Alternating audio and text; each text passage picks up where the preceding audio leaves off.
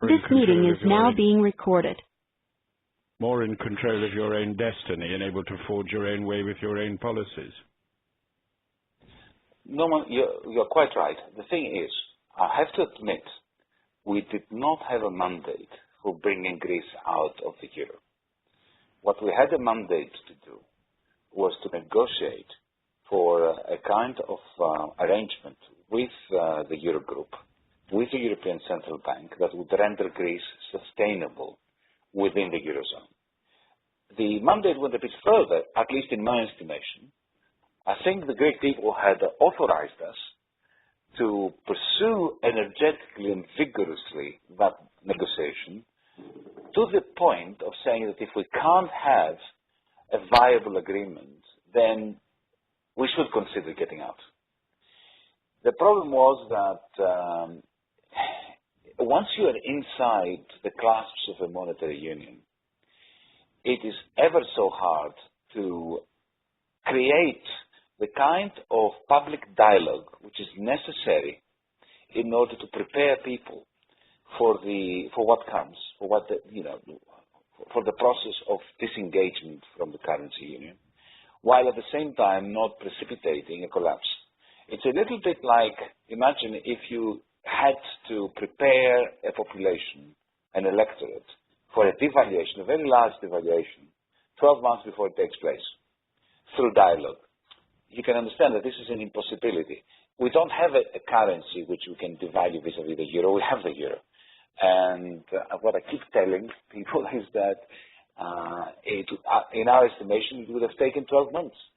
But I think that Norman's got a point, if I may say so, Yanis, because you obviously didn't have a plan B, and that did rather weaken your negotiating argument, because the others were absolutely scared of you leaving, and yet you said, don't worry, we're not going to leave. I think, though, that just in the last couple of weeks, you yourself did start to think about a plan B, and I think you even gave some inkling of that in your interview with the New Statesman, where there was a vote in the inner cabinet in Athens after the referendum, and you were in favour of trying to prosecute a plan B, and you were outvoted.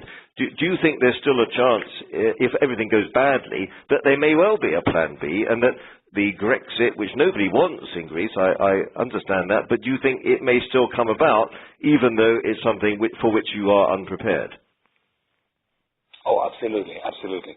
I think that this agreement is not viable, and Dr. Wolfgang Schäuble, the German finance minister, is hell-bent on effecting a Grexit. So nothing is over. But let me be very specific and very precise on this. The Prime Minister, before he became Prime Minister, and before we won the election in January, had given me the green light to come up with a plan B. And I assembled a very able team, a small team as it had to be, because that had to be kept completely under wraps for obvious reasons. And we've been working since the end of December, beginning of January, on creating one. But let me give you, if you are interested, some of the political and institutional impediments that made it hard for us to complete the work, and indeed to activate it. The work was more or less complete. We did have a plan B, but the difficulty was to go from the 5 people who were planning it to the 1,000 people that would have to implement it.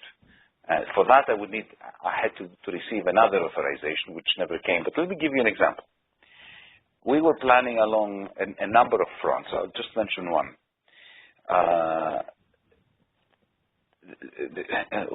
Take the case of the first few moments when the banks are shut, the ATMs don't functioning, and there has to be some parallel payment system by which to keep the economy going for a little while, to give the population the feel that the state is in control and that there is a plan. What we planned to do was the following. There is the website of the tax office, like there is in Britain and everywhere else, where citizens, taxpayers, go into the website, they use their tax file number, and they transfer through web banking monies from the bank account to their tax file number so as to make payments on VAT, on income tax, and so on and so forth. We were planning to create surreptitiously reserve accounts attached to every tax file number without telling anyone, just to have this system function under wraps, and at the touch of a button to allow us to give PIN numbers to tax file number holders, taxpayers. So when, let's say, take for instance a case where the state owed €1 million to some pharmaceutical company for drugs purchased on behalf of the National Health Service. We could immediately create a digital transfer into that reserve account of the tax file number of the pharmaceutical company and provide them with a PIN number so that they could use this as a kind of parallel payment mechanism by which to transfer whichever part of those digital monies they wanted to any tax file number to whom they owed money, or indeed to use it in order to make tax payments to the state. That would have created a parallel banking system while the banks were shut as a result of the ECB's aggressive action to give us some breathing space. This was very well developed, and I think it would have made a very big difference because very soon we could have extended it using apps on smartphones, and it would become a functional parallel system. And then, of course, this would be euro-denominated, but at the drop of a hat, it could be converted to a new drachma. Now, let me tell you, and I think this is quite a fascinating story, what difficulties I faced. The General Secretariat of Public Revenues within my ministry is controlled fully and directly by the Troika. It was not under the control of my ministry, of me as minister. It was controlled by Brussels. The General Secretary is appointed effectively through a process that is Troika controlled, and the whole mechanism within. It's like inland revenue in the United Kingdom being controlled by Brussels. I am sure that as you are hearing these words, your hair is standing up. Okay, so problem number one. The General Secretariat of Information Systems, on the other hand, was controlled by me as minister. And I appointed a good friend of mine, a childhood friend of mine, who had become a professor of IT at Columbia University in the States and so on. I put him there because I trusted him to develop the system. At some point, a week or so after we moved into the ministry, he calls me up and says to me, you know what, I control the machines. I control the hardware. I do not control the software. The software belongs to the Troika-controlled General Secretariat for Public Revenues. What do we do? And so we had a meeting, just the two of us, nobody else knew. And he said, listen, if I ask for permission from them to start implementing this program, then the Troika will immediately know that we are designing a parallel system. Well, I said, that won't do. We don't want to reveal our hand at this stage. So I authorized him, and you can't tell anyone that. This is totally between us. To hack. I'll send the others listening, yes, but they will not tell it to their friends. I know they are. And even if they do, I will refuse. I'll deny I said it. So we decided to hack into my minister's own software program in order to be able to bring it all to just copy the code of the tax system's website onto a large computer in his office, so that he can work out how to design and implement this parallel payment system. And we were ready to get a green line from the Prime Minister when the banks closed in order to move into the General Secretariat of Public Revenues, which is not controlled by us, but it's controlled by Brussels, and to plug this laptop in and to energize the system. But I'm trying to convey to you the kind of institutional problems that we had, institutional impediments to carrying out an independent policy for ameliorating the effects of having our banks being closed down by the ECB. That's truly terrible, shocking. Could we just sort of, Yanis, because we've got a limited time, could we, and for the benefit of those listening, just move a bit to the present and the future? I mean, that is truly shocking, and I won't ever forget that. But can you say something, if possible, about whether you think debt relief is coming now, as suggested by the IMF, or how do you think a decision could be made? My great worry at the moment, on behalf of my good friend Euclid Tsakalotos, whom I think, by the way, you met at that dinner. Yes, I did. Yes, we both. He went to my old college, Queen's College, Oxford, actually. So we have a strong bond. Yes, and he's a St. Paul's boy, where George Osborne studied. Yes. My great worry about Euclid, on behalf of Euclid, is that the IMF and Dr. Schäuble and the ESM are engaged in a game that is absolutely the opposite of straightforward. On the one hand, we're being told that the ESM will only provide this much discussed loan of more than 80 billion if the IMF is on board. The IMF is coming out with debt sustainability analysis, which quite clearly stated for the record that the Greek debt is not sustainable, and according to its own rules, the IMF cannot participate in any new bailout. I mean, they've already violated their rules twice to do so, but I don't think they will do it a third time. I think they are kicking and screaming that they are not going to do it a third time. So there is a very serious danger here that the Greek Parliament, not in my name, but in the name of the majority who voted last night, will approve the very stringent measures, reforms they call them, but they are nothing but just cost-cutting exercises without much reforming going on. But anyway, that we will push through Parliament these prior actions as they're being called. But then at the end of the day, the ESM and the IMF will not be able to coordinate so as to provide that huge loan. Not that I want that huge loan to be provided for the reasons that you, David, you, Norman, outlined before, but I think that there is a major tussle between the institutions, the ESM, the European Commission, the IMF, and Dr. Schäuble. Dr. Schäuble and the IMF have a common interest. They don't want this deal to go ahead. Wolfgang has quite clearly said to me he wants Grexit. He thinks that this extend and pretend is unacceptable.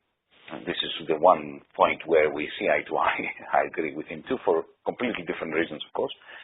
The IMF does not want an agreement because it does not want to have to violate its charter again and to provide new loans to a country whose debt is not viable. The Commission really wants this deal to go ahead. Merkel wants this deal to go ahead. So what has been happening over the last 5 months is now projected into the very short term, only it is on steroids. And that is this complete lack of coordination between the creditors.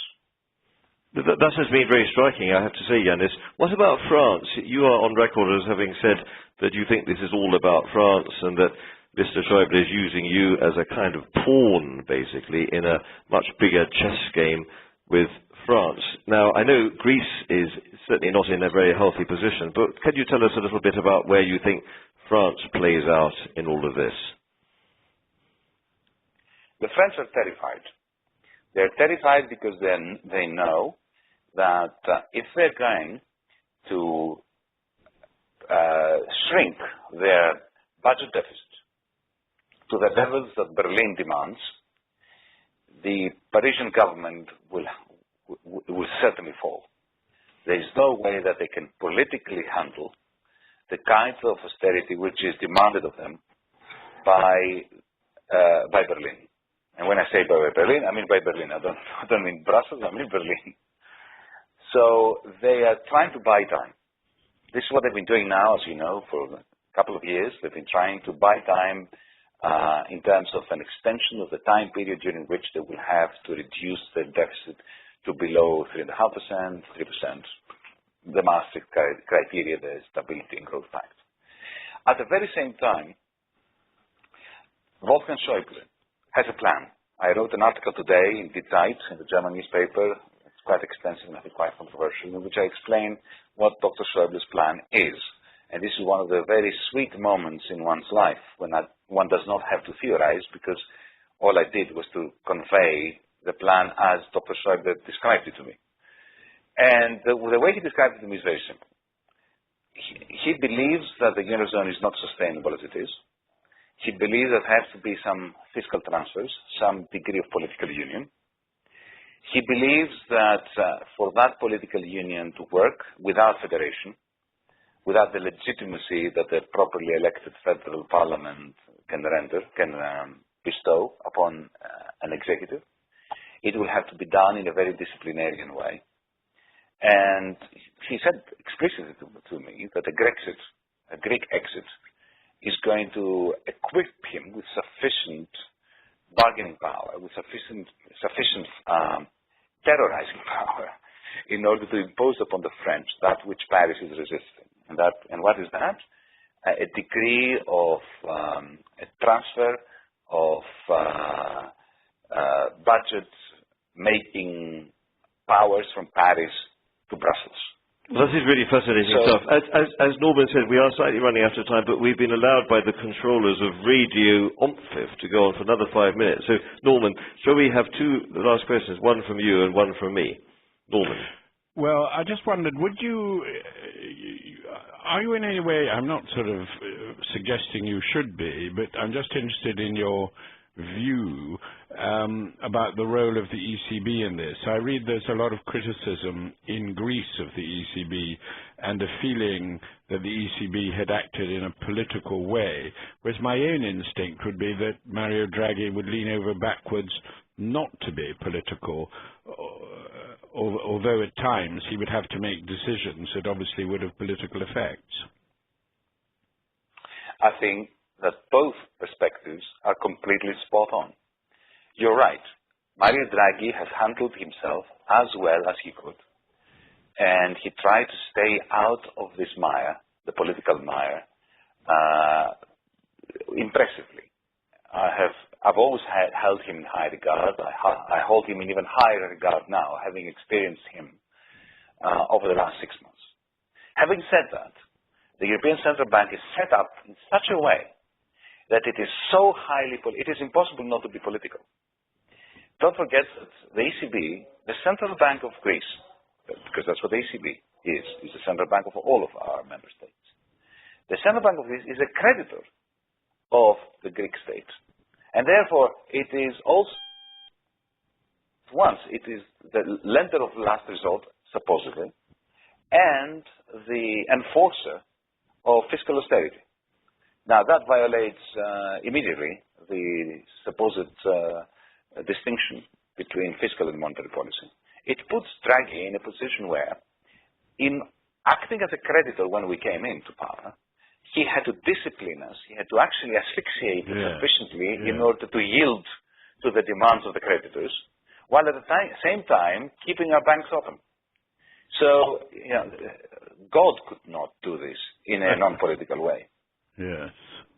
He's going to be turning on the taps, I think. Now, there's some talk that somehow you will be benefiting from quantitative easing once the loans are repaid on Monday. That's one question to you, Yanis, just in the final couple of minutes. The second question I've got for you is, what kind of a role are you going to be playing? Are you going to be in any political position now? Is Alexis Tsipras still talking to you? Do you still have some interlocuteur with the government? And also, what do you think of the future of Mr. Tsipras? Is he going to stay around for a lot? So sorry to load you up with a fairly large number of questions for your final couple of minutes.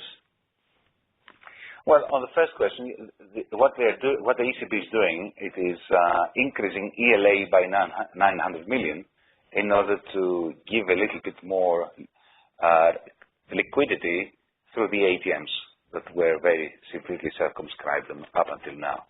The question of quantitative easing is, I think, crucial. If Greece does not get onto the bandwagon of quantitative easing over the next few months, then that's it. There's absolutely no way that Greece can stay in the Eurozone. But for this to be meaningful, they have to have, firstly, they need to restructure the Greek debt. The idea of the German government that we will first have to successfully complete a program that cannot be completed successfully, and then we're going to have debt restructuring, effectively annuls the whole idea of quantitative easing. On the question of my relationship with Alexis, look, I have a very strong personal relationship with him. There's a good friendship there. Let me give you an example. Yesterday, I voted against him. I crossed the floor. It was very painful for me. I could see that he was very upset by that. We met afterwards. He was sitting down. I was passing by him. He extended his arm very warmly. I sort of went towards him, and we hugged and kissed even.